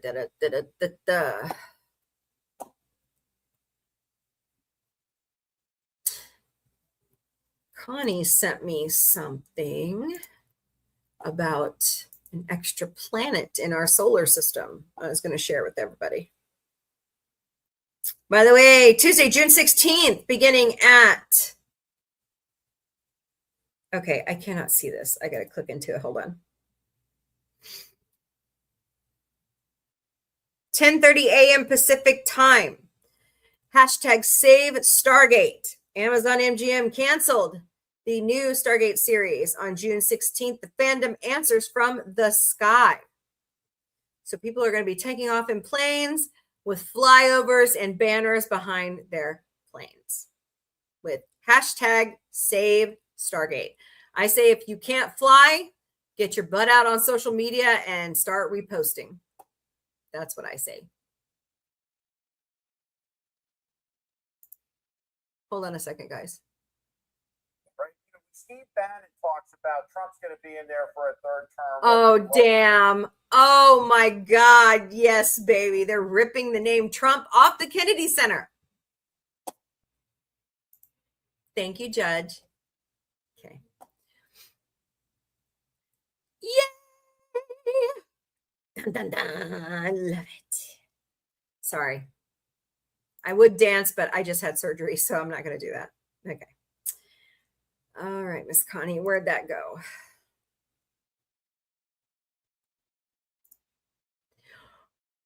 Oh, so this is from MSN and the Daily Galaxy publication. Let me share my screen. Hey, Power Ranger Donnie. Have to go. Thank you. Oh, yes. Have a wonderful weekend. Go USA. Go Spurs. Go Knights. Yes.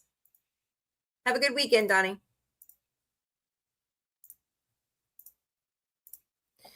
Scientists uncover evidence of a planet that vanished from our solar system. I don't think it's vanished. I think it's just hard for us to see all the time. That's my opinion. Oh. The early solar system may have been far more chaotic than ever imagined. A new study published in Icarus, there we go, suggests that our solar system might have once hosted an additional giant planet whose ejection billions of years ago explained the unusual arrangement of planets and moons we see today. This missing world might be the key to understanding the violent history that shaped Jupiter, Uranus, and their moons. The NICE model and a solar system in turmoil. Shortly after the planets formed between 4 to 4.5 billion years ago, the outer solar system experienced a period of extreme instability, a phase now known as the NICE model instability. During the time, the orbits of Jupiter, Saturn, Uranus, and Neptune shifted dramatically. Gravitational forces pulled the giant close to each other in repeat near collisions, sending shock waves throughout the system. Scientists have long puzzled over how the moons of these massive planets survived this chaos. Were they lucky, or did cosmic collisions and debris pave the way for their current formations? To explore this, researchers analyzed 122 detailed computer simulations of the early solar system, carefully chosen to replicate the features of the modern outer planets.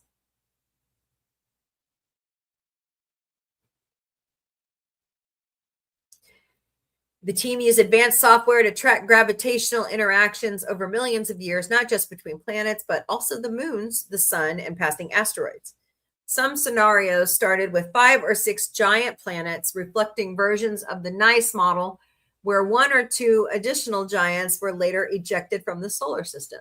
As the researchers noted in their paper, we find that the survival probability for the Jovian or Uranian moon systems are both less than 15%.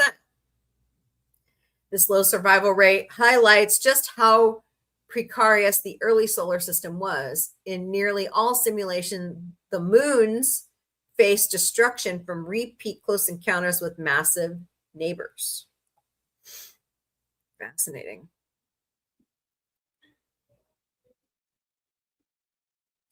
Oh boy. Yeah. How Uranus's moons may have formed. When the simulations brought the giant planets near Uranus, the planet's immense gravity almost guaranteed that its moons would be destroyed. Instead of escaping into space, many collided at high speed, shattering into fragments. Over time, these fragments coalesced, forming new moons.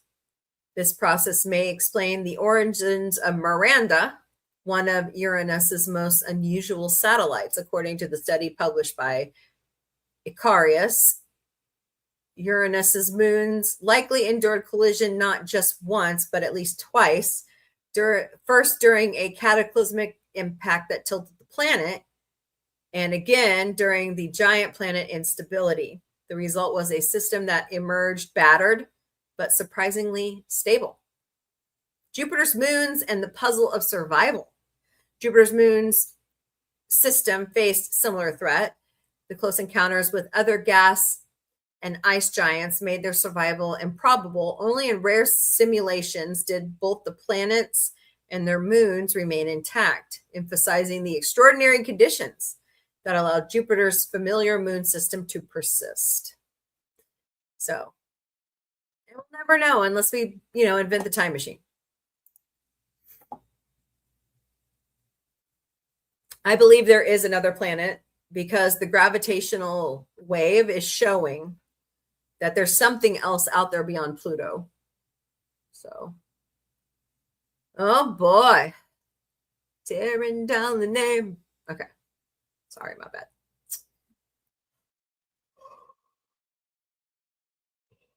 So this next article she sent me, there are 2 voids that have opened on the moon.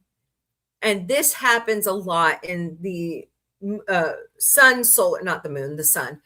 solar cycle. The one big giant hole that has been like bombarding us for quite a few years is actually closing up. But there looks to be another one that might be starting to grow larger, 30 times Earth size. So the sun has a normal cycle of 11 years. So that's why you're seeing so many geostorms. I'm hoping to see some of it tonight. That would be cool. But NASA's images show 2 enormous dark regions on the sun, each described as 20 to 30 times Earth's diameter. They are not real holes. They are coronal holes, cooler and less dense areas where magnetic fields open in space and let solar wind blast outward at around 1.8 million miles per hour. Ow. During the same active solar period, one sunspot reportedly grew 10 times in 24 hours. That's incredible. While X-class flares became more common as the sun moved towards solar maximum. The danger is not science fiction. In 2022, SpaceX lost 49 Starlink satellites. Oh no, why wasn't it 2024? After solar weather thickened Earth's upper atmosphere and dragged them down to burn up. And so we are under a G2 warning for a solar storm right now. So you may be able to see the Aurora Borealis farther south than you thought you could. All right.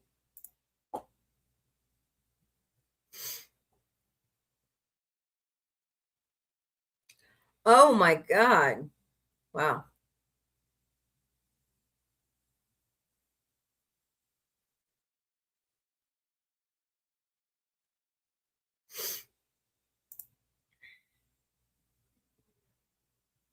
Save Stargate. That's all I'm going to keep saying. Save Stargate. Save it, save it, save it. Hello, Dr. David Childs. Welcome over on Instagram. Hope you're doing great today. What's up, FKHC 2005? And hello, Daniel's Hot Topics. I went to go see Disclosure Day, and already Christians are pointing out Disclosure Day. Oh, Daniel, I learned a long time ago to quit listening to them. Quite honestly. I learned some truth about Christianity, and I just like to say I'm a deist. I believe in God, and I believe that Jesus is his son, but I don't necessarily follow Christianity anymore because it's gone to Christian nationalism. There are still some good people out there that claim to be Christians, but other than that,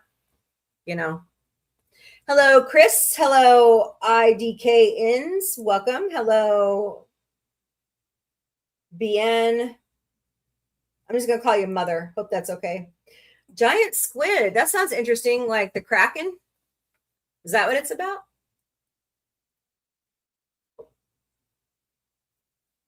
That's pretty cool.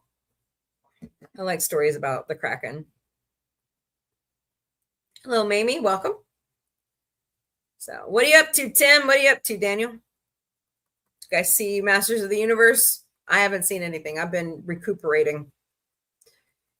And like I was telling the jerk that made fun of me earlier before you guys showed up, I started my Wegovy today.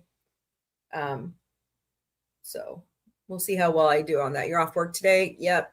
I don't go back to work till Monday. I'm sitting here kind of in agony. Sitting in this chair sucks, but I'm going to have to learn to deal with it so that I can go back to work. So actually, laughing's not as bad as it used to be. It does hurt. So I think it's more sneezing is what's bad. So,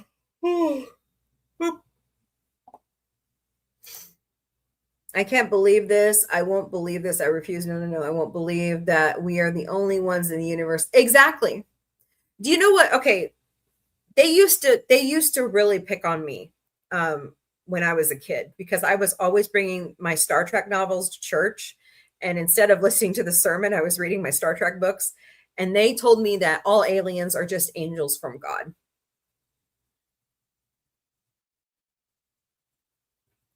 So, really? I don't believe that for a minute. I just love how these people come up with this stuff, you know? So, just craziness. And then, like, I always challenged my Sunday school teachers around when we would have the discussion about Revelations and the rapture. I always would challenge my Sunday school teachers on that. I'm like, okay, well, I thought you said we left our bodies instantly upon death. So then why are these people being pulled out of the grave? I always got in trouble. I was trouble. I spelled T-I-O-U-B-L-E. I'm sorry. It's just stuff like that. You can't just say that to kids and not expect. Why would aliens exactly? What does God need with a starship? I watched Star Trek this last week when I was laid up for a little bit. Hello, Deb. Tall Brown. Is it Mountain Mom? Welcome to the Galactic Cafe. Hope you're doing great today. You know, I'm finding more and more like the whole notion of rapture is not biblical. It was actually invented by some guy who fell off his horse in the 1800s, and he just ran with it to the Southern Baptist Church. So we are all going to hell. Aren't we already there? I thought we were already there. Well, at least there's a little spark of ice in hell today since Trump has to have his name removed off the Kennedy Center. Saying hello to everybody. And they're calling for thunderstorms on Sunday during the UFC event at the White House. Not going to be good. Not going to be good. So I don't know. People need to, you know. And then there's a lawsuit. Ow. There's a lawsuit ongoing right now where the UFC was paid government money to put on this shindig, and now they're saying they're going to lose $30 million when they were paid $60. And I'm going, what? How do you lose money? Sell pay-per-view. People will watch it. Earn the money back that way, right? God, these people. Anyways. Hello, George. Welcome to the Galactic Cafe. Hope you're doing great today. Georgia. Sorry. No, Gloria. It helps if I learn to read. Hello, Gloria. Welcome. I like WWE wrestling and I like WCW wrestling. Okay. I'm not a big fan of the UFC. I'm sorry. I've tried. It just bothers me when people beat the pulp out of each other. No. So I guess I'm just one of those weirdos. I'd rather watch comedy all day long. So, also, I was taught at my congregation when the fallen angels tried to go back to heaven after they saw the die in the flood, they were bound on earth and couldn't communicate with people. What denomination are you? I've never heard that. I've heard if any angel fell to earth, they were just automatically labeled a demon. And they could, and bugs, lots and lots of bugs, bring your bug spray. Yeah. Does it work on, never mind. Never mind. So if they can't communicate with people, then they would not be alien. Exactly. See, I'm still thinking about this theory that I heard on YouTube. I wish I could figure out what channel I was watching because it's a good theory. You know, radio communications for civilizations only last about 156 years is what these scientists are saying. And yeah, I bet you do. So you really love that scene in Stripes, don't you? Yeah. But we are pretty much at the end of communicating by radio wave. So what's the next level we go to? Light speed, right? Speed of sound, maybe. Why am I being told to? Because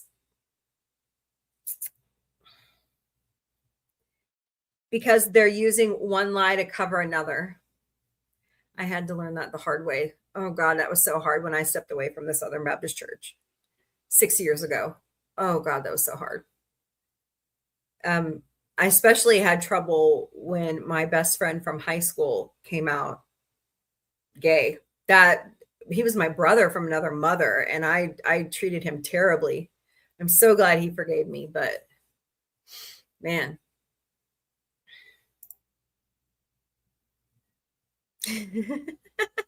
Find a corner and get in it. That's funny. And being sarcastic, somebody had to say it. That's funny.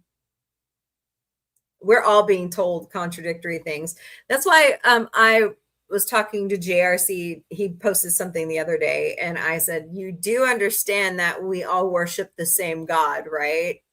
Just in our own different ways. And he goes, no. And I said, yeah, we do. I said, it's not coincidence that Abraham is pretty much the beginning of a lot of modern society, and Ishmael and Isaac are Muslim and Judaism. So I've done a lot of research on this topic. Let me tell you, I wrote several papers. God forbid people can joke. Hey, who said we can't joke around? I like jokes. Jokes are funny. So, hey, it's sacrilegious for a teddy bear to say he's Jesus. So, you know, hey, let the good times roll. I love Ted. Oh, man. Don't forget, August 28th, I worship Harvey who? You worship Harvey the rabbit? What?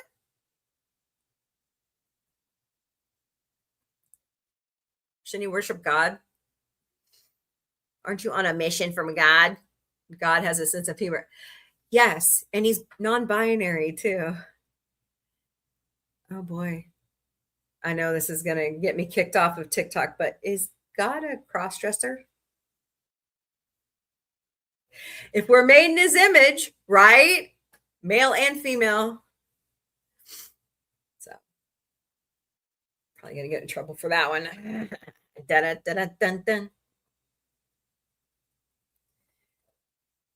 Oh, dude, you're using Wikipedia. What's wrong with you?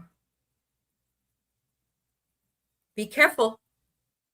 You know, at the universities here in town, they don't allow us to use Wikipedia. They don't accept it as real truth. So I remember co-host Vic came home one day and he had used several sources in his paper. And he was so mad the teacher gave him a D. And I went and looked up his sources other ways, and they were right. They weren't wrong, but because he sourced Wikipedia for the content, his teacher counted off the points. I was like, that is so mean. So just be careful, because anybody can go in and change a Wikipedia page. They allow that. So, hello, Albie. Welcome to the Galactic Cafe. We're doing great today. Huh? What's this?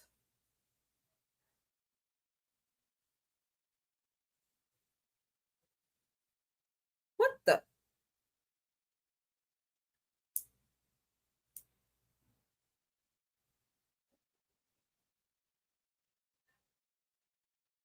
I'm live on Facebook, you morons. Oh, no.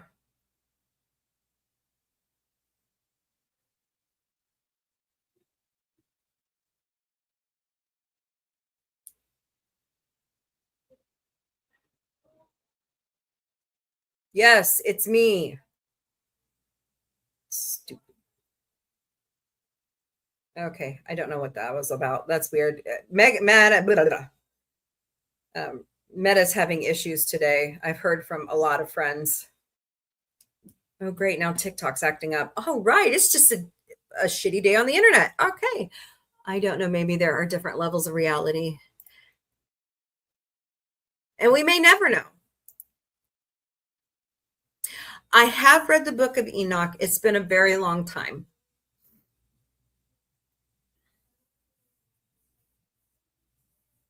Well, yeah. There's Maya Bialik has a really good podcast. There's a couple guys that she's interviewed where they were clinically dead, but they remember going to heaven and talking to God. You should go watch those. It's on YouTube. It's really good. Thought it was not a physical place. Well, I mean, it wasn't just Enoch that was transcended to heaven. It was also Elijah. And Jesus supposed to sit on the right hand of God in heaven right now. So I know it's so confusing. And that's why I am not a biblical scholar. I just did my own research. I don't donate to churches anymore because I found out where my tithe money was going. So I would rather give it to the ASPCA or other worthy charities like the Red Cross and World Central Kitchen, the ones where the people are actually out there doing good works. So,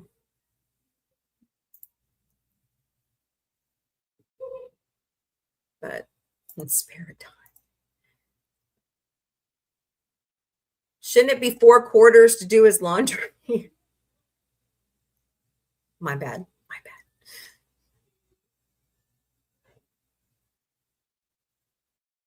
I believe there are different, I just like cut and dry. I don't believe the Catholic way. I don't believe the Protestant way.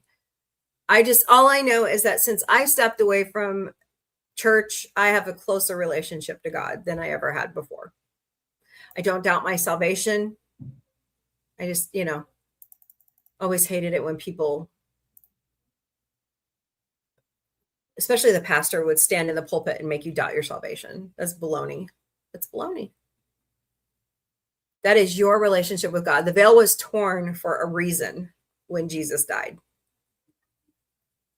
You want I got 2 good YouTube people you want to look into. What is Monty's last name? She has long red hair. She has a septum piercing. She's awesome. And then the New Evangelicals. They put things in perspective.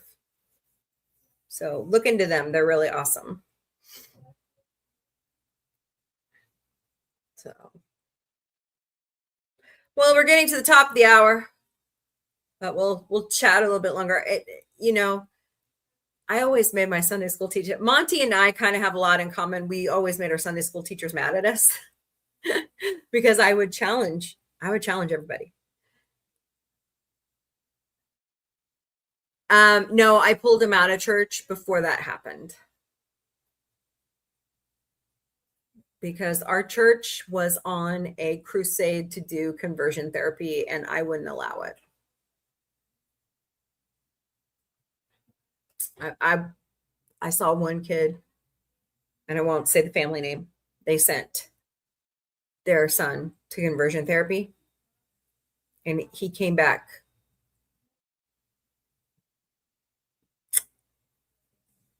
He may have had conversion therapy, but he was still showing his LGBTQIA plus. So it obviously did not work.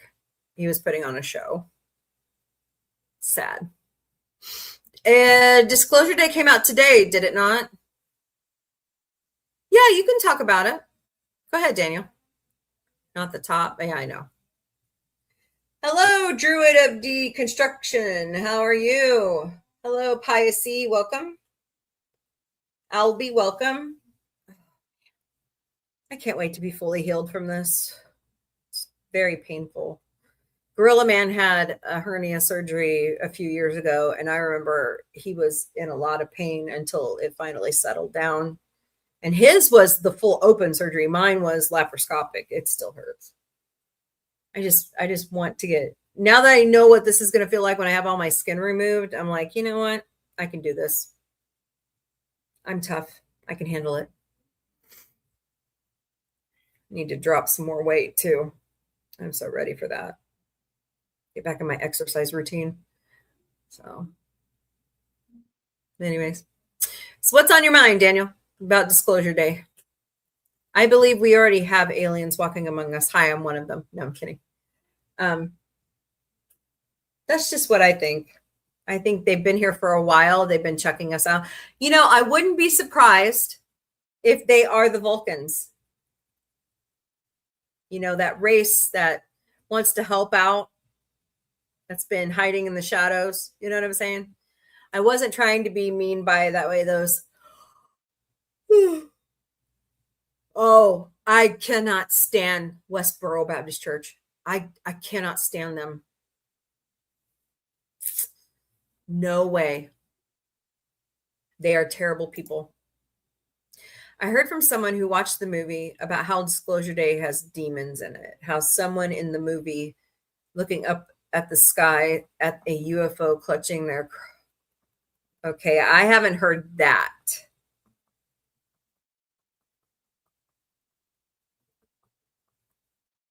I haven't heard that. Are you sure your friend saw the right movie? No, seriously.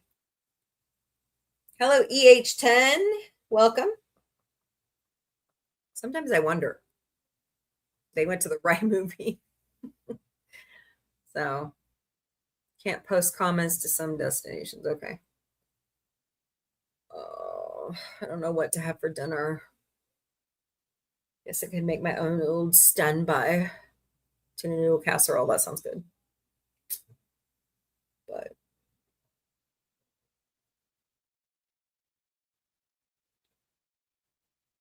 so what's everybody doing this weekend? What aliens?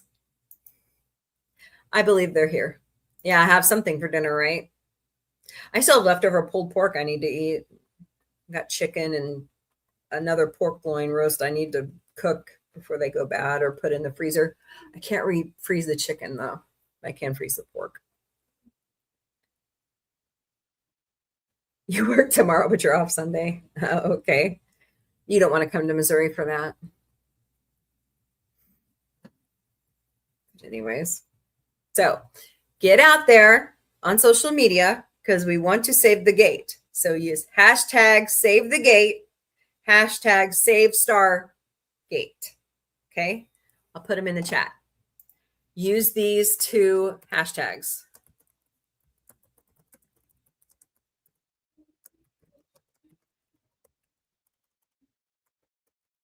Okay. Use those hashtags. And then let's use this one to clear Seth MacFarlane's schedule.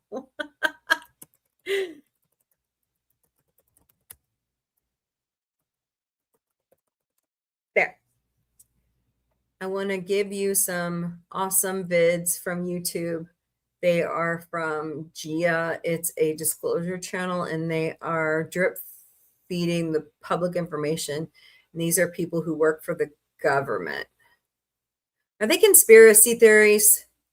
I'm not really into conspiracy theories right now. I've pretty much had enough of it, and this president is the worst one. So if it's that, I don't want to see it. I already have enough of that shit coming over my Reddit. So, hello, I am BIR. Welcome. Hope you're doing great today. Oh, I've been live for longer than that. So I'm going to have to keep TikTok on for a little bit longer to get the diamonds I want today. Even though I'm hurting like a mofo. Sorry, I'm like salty today.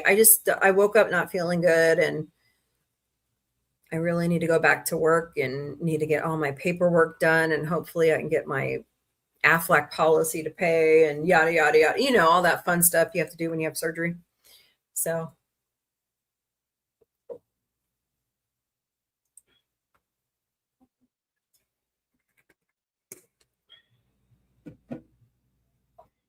But don't forget to smash those hearts, smash that like button, share out the stream. Don't forget to check your subscription to Sci Fi Mombie and all your friends, because YouTube is at it again. They are unsubbing people, and they are shutting down accounts they say is violating YouTube policy. So I think it's a load of hoopla, but what can I say? Anywho.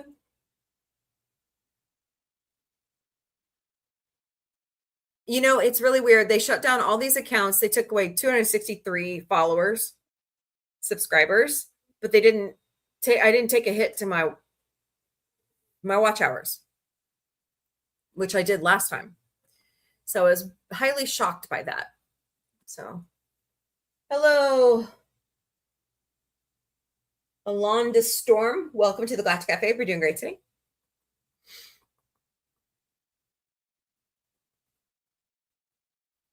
Don't forget to pick up your copies of the Mixed Magic Saga.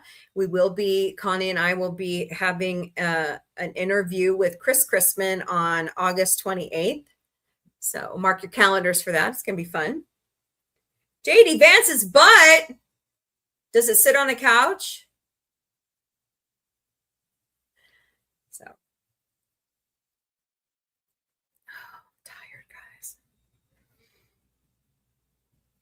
All right, y'all. Have a wonderful weekend.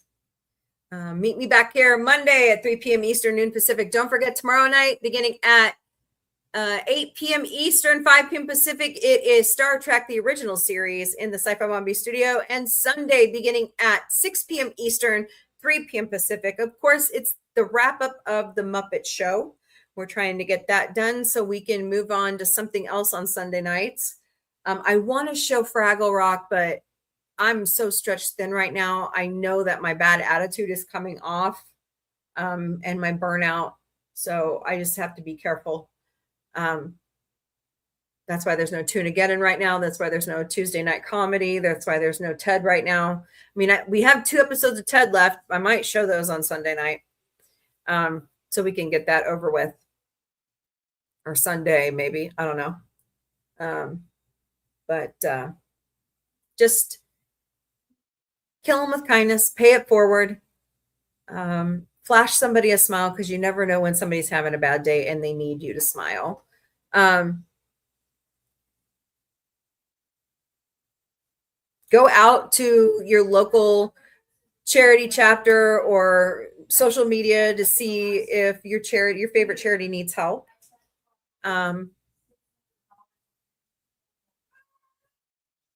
And don't forget, sci-fi unites us, and there is more that unites us than divides us across the globe. We are all humans to start out with, you know. So, all right, guys. Take care. Love you all. And where is it? And peace. Find that inner peace. Later, party people.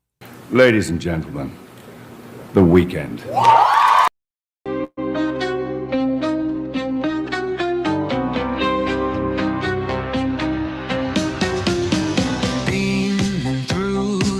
cosmic haze. Lights flash in neon blaze. Retro rockets start to soar. Sci-Fi Mombie wants much more.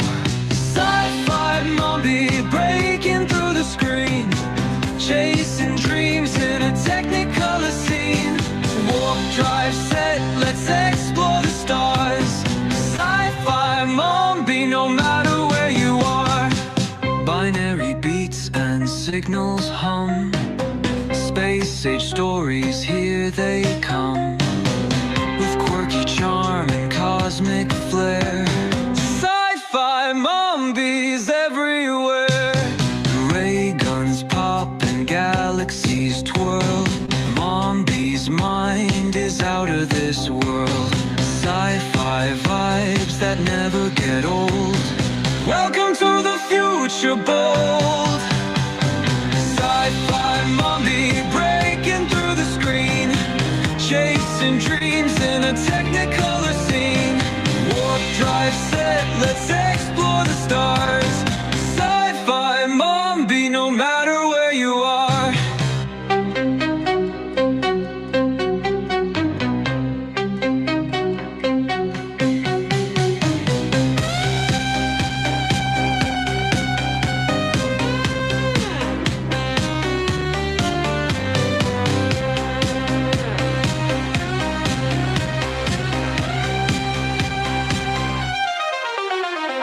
Ray guns pop and galaxies twirl. Mombie's mind is out of this world. Sci-fi vibes that never get old. Welcome to the future, bold.